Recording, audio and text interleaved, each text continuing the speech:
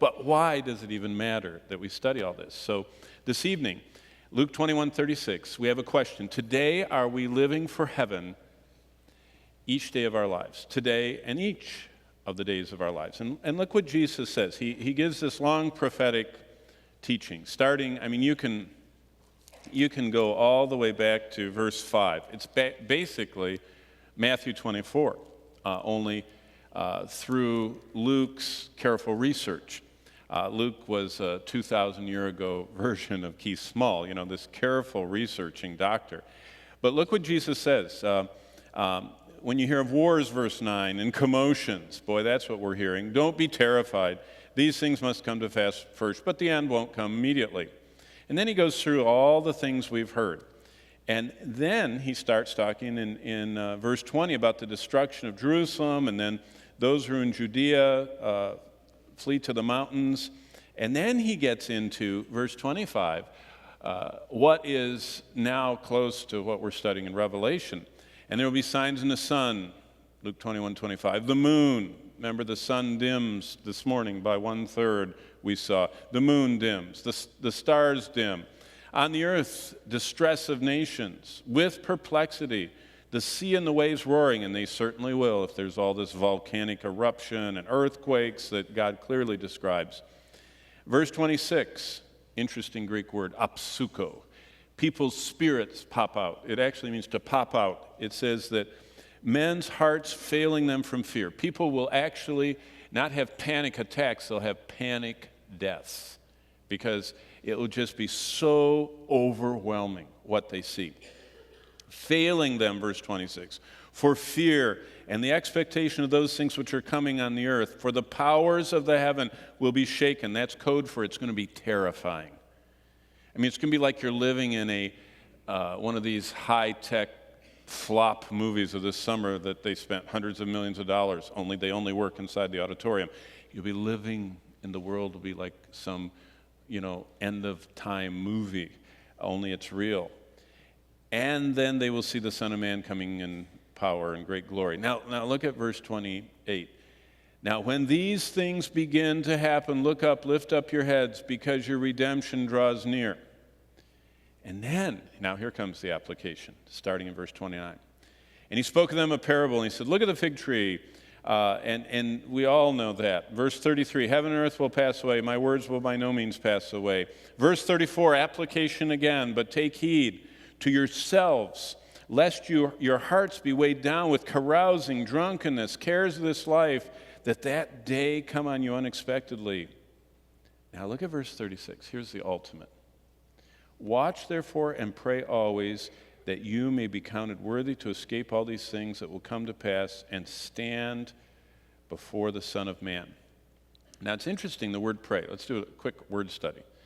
When he says in verse 36, after all of his prophetic studies, watch therefore and pray. Watch is interesting. Gregorio, this is where Gregory comes from. It means to be vigilant. So be vigilant.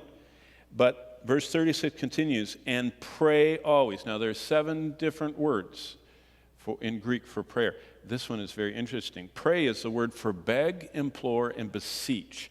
It is one of the most intense words for prayer. It was used after a chapter filled with prophecy and end-time events. And basically what Jesus was asking, and before we go into Gog and Magog, and I show you all the maps and everything else, Jesus was saying, what are you intensely asking or begging God to do through your life that will last forever? Did you notice what he says there? Watch therefore and pray always that you may be counted worthy to escape all these things that come to pass and stand before the Son of Man. What is he talking about? He's talking about this whole idea that Paul enlarges greatly on, that we're all going to stand. In fact, that's what I just spoke on to the 500 students from 33 countries Friday. You're going to stand and give an account. An accounting. It's kind of like your parents or your boss gives you $20 or $50 or $1,000 and says you can spend it according to these rules, and then the accounting department is going to check it out. Jesus says, I'm going to check how you spent your life. And what are you begging God to do through your life that will last forever? That's what should most be on our hearts whenever we think about prophecy. One of the challenges as students of the Bible that we are given is to study and search the Scriptures and seek to come to biblical conclusions and then wait. We are called to do what the Lord left us to do and not to spend all of our time speculating about what every possible news event has to do with these prophecies. You know, there's some people that are so prophecy-minded, they're of no kingdom good. Have you ever met them? They don't want to talk to people about the gospel. They want to talk about the chips that are getting implanted somewhere, you know, and the government doing something, and their, you know, social security number, their credit card or something. And what the Lord says is what should be most on your heart as you study prophecy is not whether our view is perfect, whether every detail is what's going to happen. It's whether we're living for what really matters. Did you know there's no reverse in life? It's one way. You can't go back.